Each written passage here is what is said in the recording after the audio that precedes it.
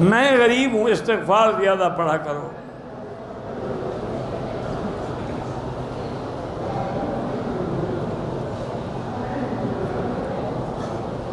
بہرحال میں نے ایک گھر بنایا تھا، لیکن اب مجھے والد صاحب راضی نہیں ہوتے، کوشش کریں ان کو راضی کر کے شفٹ ہوں۔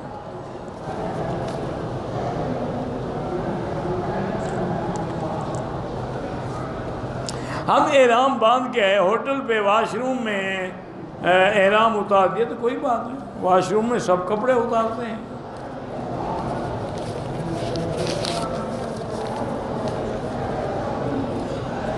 میرے بھائی رفع یدین کی حدیثیں بھی موجود ہیں، لیکن نہ کرنے والی روایات زیادہ قوی ہیں، اس لیے ان جھگڑوں میں نہ پڑا کرو۔ اگر احرام استنجا کرتے حمام میں نیچے لگا کوئی حرج نہیں۔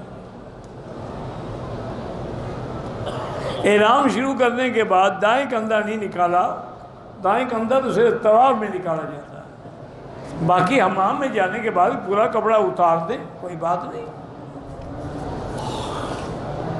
عمرہ کے بعد طواف کیا، 2 رکعت پڑھا، نام نہیں اگلے دن پڑھ لیں، ٹھیک ہے، جب یاد آئے پڑھ لیں۔ بلا عذر نماز چھوڑے تو امام احمد بن حنبل رحمۃ اللہ علیہ کے نزدیک تو کافر ہو جاتا، اور باقی امہ کہتے ہیں وہ فاسق ہے۔ مسجد میں نماز ضروری ہے، اگر مسجد دور ہے نہیں پہنچ سکتے پھر اپنی جماعت کرو۔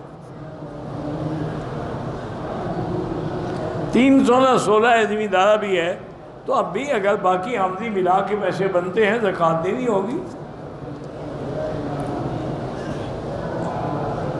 حالت حیض میں اپنی عورت سے جماع کرنا بالکل حرام ہے، تو قرآن میں ہے کہ یسألونک عن المحیض قل هو اذی فاعتزلوا النساء فی المحیض۔ اسی طرح اگر عورت کو غلط راستے سے استعمال کرے اس پہ بھی اللہ کی لعنت ہے۔ نماز جنازہ نہیں آتا چپ کر کے کھڑا ہے، بس اللہ اکبر تو آتا ہے۔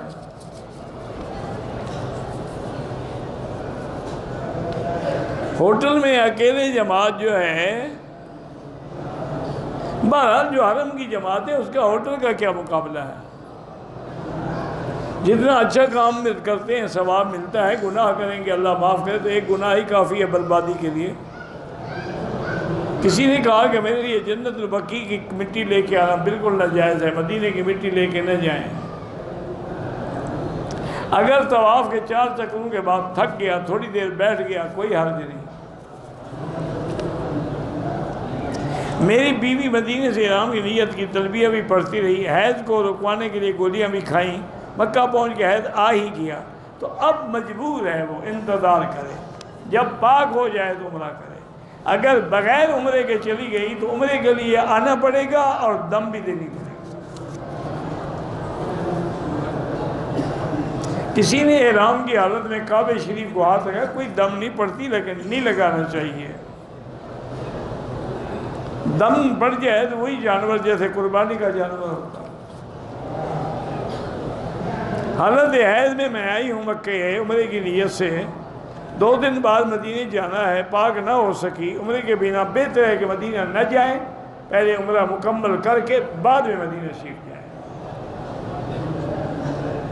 مسجد عائشہ جانے کی بھی ضرورت نہیں، آپ تو نیت کر کے آئی ہیں، پھر دوبارہ مسجد عائشہ کیوں جائیں؟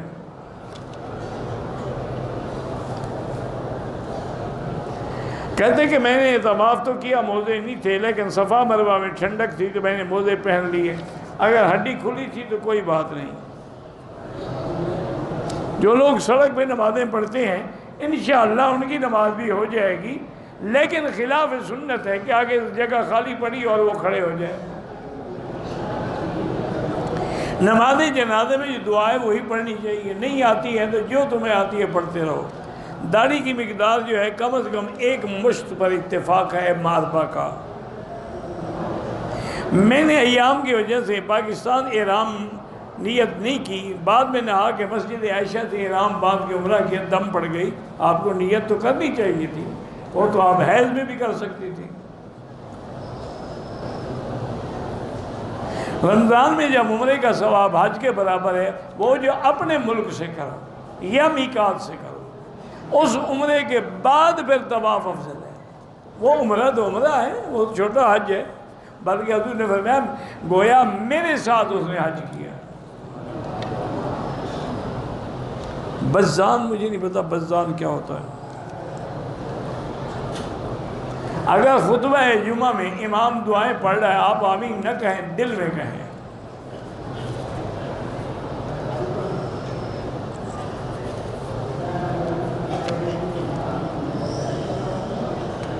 میں نے پاکستان کا 2 دن پہلے عمرہ کیا ہے، اب مسجد عائشہ عمرے کی نیت سے جاؤں، کوئی عمرہ ضروری نہیں، کرنا چاہو تو کر لو، نہ کرنا چاہو نہ کرو۔ پاکستان سے ایک عیسائی نے مجھے میسج بھیجا ہے کہ مکے میں میرے لیے دعا کرو، اللہ اس کو اسلام نصیب کرے۔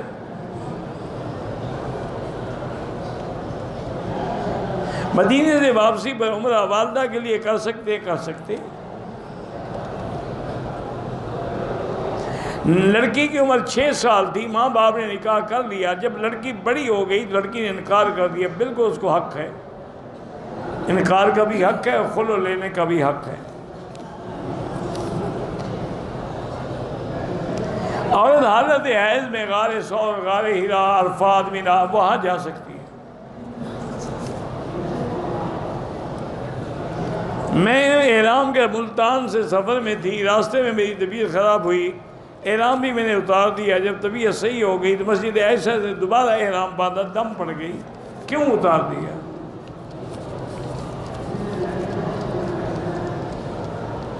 مسجد نبوی کے حرم میں مسجد کے اندر جو نماز پڑھیں گے وہ 1000 ہے، باہر صحن میں پڑھو گے اس کا بھی 1000 نہیں ملے گا۔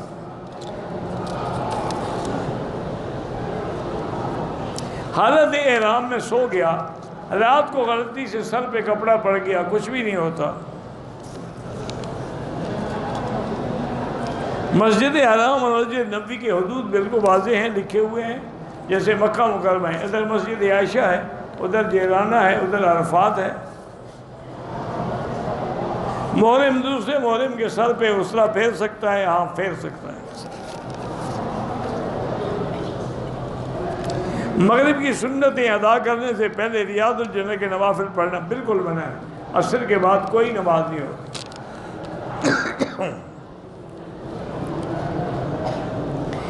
ہم نے پہلا عمرہ کر لیا، بعد میں مکے میں رہتے ہوئے طواف زیادہ افضل ہے۔ زندہ لوگوں کے لیے عمرہ یا طواف نہیں ہوتا ہے۔ اگر ہم نے 3 طواف اکٹھے کر لیے، بعد میں 2 رکعات پڑھ لیں، وہ بھی جائز ہے۔ خاک شفا، مدینے کی ساری مٹی شفا ہے۔ میرا بھائی ہے، 17 سال کی عمر ہے، دماغ میں پانی ہے، بہرحال اللہ اس کو شفا عطا فرمائے۔ جن کی اولاد نہیں، اللہ ان کو اولاد صالح عطا فرمائے۔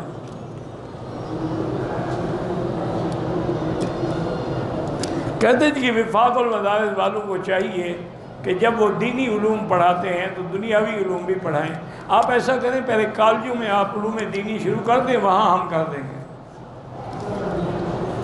آپ کے جو کالج ہیں، جو یونیورسٹیاں ہیں، اس میں بھی آپ دینی تعلیم لازمی کر دیں نا۔ جب وہاں آپ دینی تعلیم پڑھائیں گے، ہم وہاں آپ کی دنیاوی تعلیم پڑھا دیں گے۔